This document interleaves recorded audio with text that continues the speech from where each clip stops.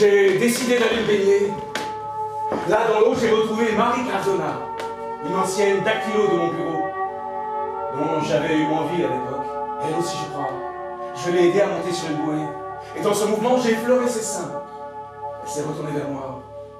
Elle avait les cheveux dans les yeux, elle souriait. Il faisait bon. Et comme on plaisantait, j'ai laissé aller ma tête en arrière. Et je l'ai posée sur son ventre. Elle n'a rien dit. J'avais tout le ciel dans les yeux, il était blond et doré. Sous ma nuque, je sentais le ventre de Marie battre doucement. On est resté longtemps sur la bouée à moitié endormi. Quand le soleil a été trop chaud, Marie a plongé. Je l'ai suivie, j'ai passé ma main autour de sa taille et nous avons nagé ensemble. Elle riait sans arrêt. Sur le quai, pendant que nous nous séchions, je lui ai demandé si elle voulait aller au cinéma le soir. Elle a encore ri. Elle m'a dit qu'elle voulait voir un film de Fernandel. Elle a été très surprise de voir ma cravate noire. Vous a-t-elle demandé si vous étiez en deuil? Oui. Je lui ai dit que maman était morte.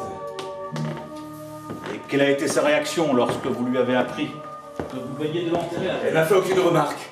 J'ai eu envie de lui dire que ce n'était pas de ma faute, mais je me suis arrêté parce que j'ai pensé que je l'avais déjà dit à mon patron.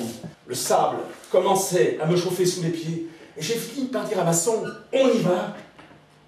J'ai plongé. Masson est entré dans l'eau, il nageait la brasse, de sorte que je l'ai laissé pour rejoindre Marie là, dans l'eau.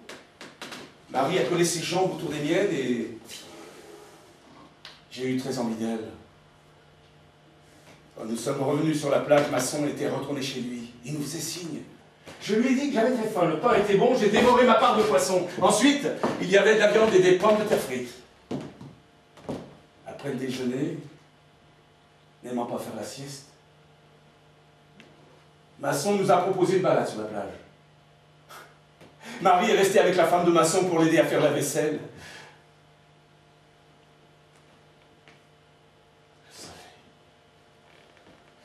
Le soleil est tombé d'aplomb sur le sable.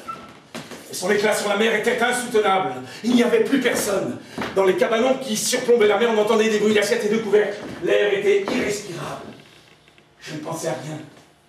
J'étais à moitié endormi par ce soleil sous ma tête nue. Soudain, Raymond a dit quelque chose que j'ai mal entendu. Mais en même temps, j'ai aperçu, tout au bout de la plage, 2 Arabes, en bleu de chauffe, qui venaient dans notre direction. J'ai regardé Raymond. C'est lui. Comment ils vous ont suivi jusque-là? J'ai pensé qu'ils avaient dû nous voir prendre l'autobus avec nos sacs de plage. Je n'ai rien dit. La distance a régulièrement diminué. Nous n'avons pas changé notre allure. Toi, Masson, tu prends le deuxième. Moi, je m'occupe de mon type. Toi, Marceau, s'il en arrive un autre, il est pour toi. D'accord.